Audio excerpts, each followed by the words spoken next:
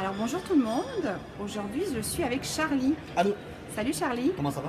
ça va bien toi? Ça va très bien, heureux de te rencontrer aujourd'hui. Ben, De te moi aussi, re-rencontrer. on est dans un super cadre en plus Ouais, au niveau du Clou Café dans le vieux Montréal. Je vous conseille à tous de venir faire un tour ici. J'ai rencontré Charlie au WAC, au Web à Québec, qui a fait une conférence sur Instagram et qui a abordé le sujet de recrutement. Donc évidemment, tu es venu m'interpeller avec ça. Ça a été le cas. Ouais. Charlie, est-ce que tu peux te présenter peut-être en quelques minutes? Oui, bien sûr, bien sûr, bien sûr. Donc, comment on s'entend, tout d'abord, je suis français, je suis arrivé au Québec il y a 7 ans. J'ai longtemps travaillé dans des agences où on sait notamment que les enjeux de recrutement sont très importants.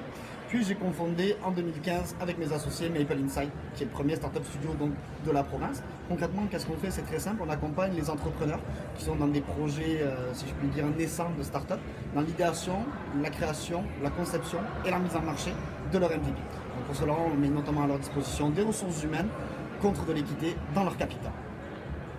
Super.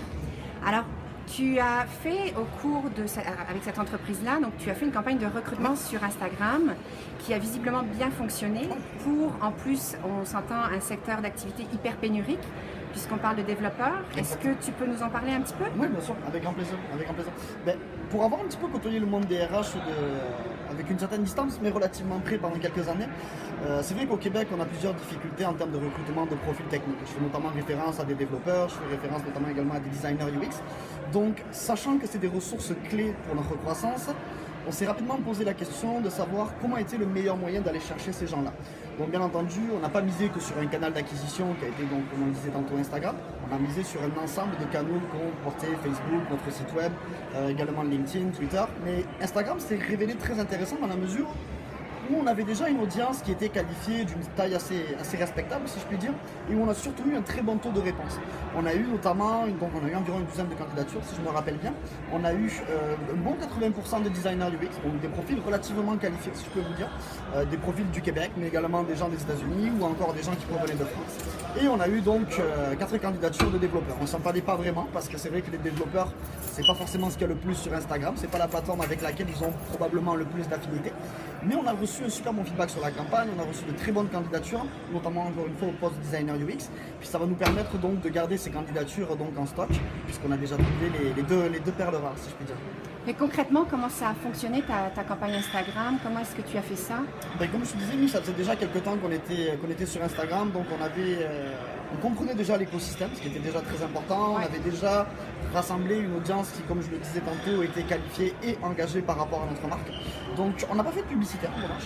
On a ciblé les meilleures heures de publication, on a fait un visuel vraiment big and bold, on a ciblé donc les meilleurs hashtags pour faire en sorte que notre message se rende jusqu'aux bonnes oreilles, plutôt aux bons yeux.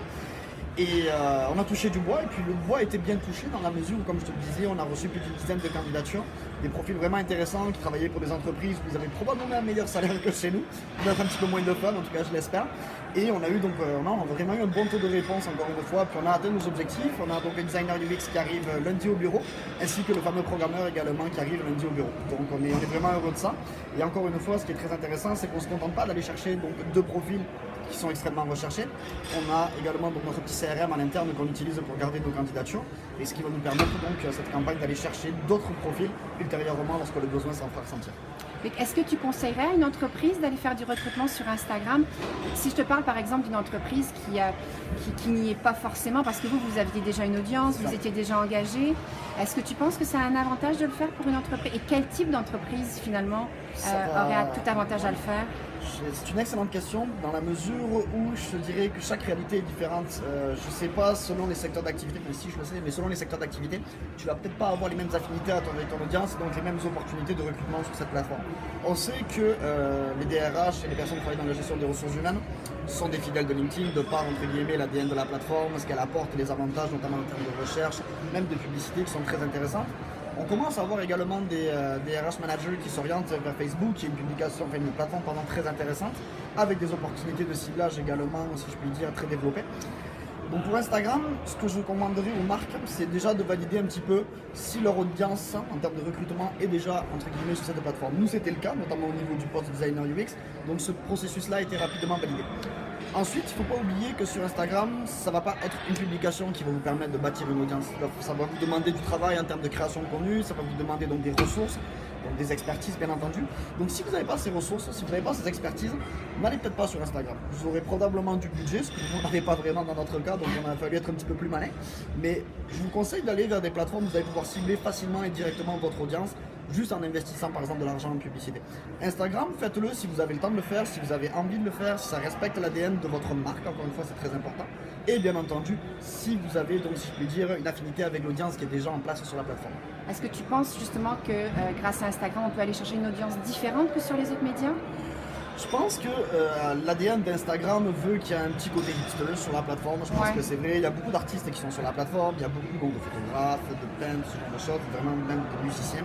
Donc c'est sûr que la plateforme a vraiment un ADN particulier et donc de ce fait une audience particulière.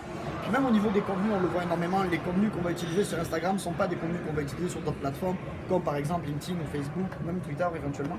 Donc c'est une plateforme qui est très intéressante, encore une fois, qui offre beaucoup d'opportunités et la raison pour laquelle moi je l'affectionne, c'est qu'elle est facilement hackable, si je puis dire. Il y a vraiment beaucoup de techniques pour aller tirer le meilleur d'Instagram très rapidement et il y a des coûts moindres. Mais encore une fois, ce qui est très spécifique avec Instagram, c'est les compétences que ça la demande. C'est essentiel dans la mesure où oui, les gens qui sont présents sur cette plateforme ne sont pas forcément les usagers de tous les autres réseaux sociaux, notamment LinkedIn, ce genre de choses. Donc avant d'aller là-dessus, il faut se poser les bonnes questions. Oui, tu dis ok, bon, parfait. Bah, écoute, merci beaucoup Charlie. Merci à toi. Bon retour à Québec. Merci, on se revoit bientôt. Avec plaisir, Merci bye bye. Beaucoup. Bye bye.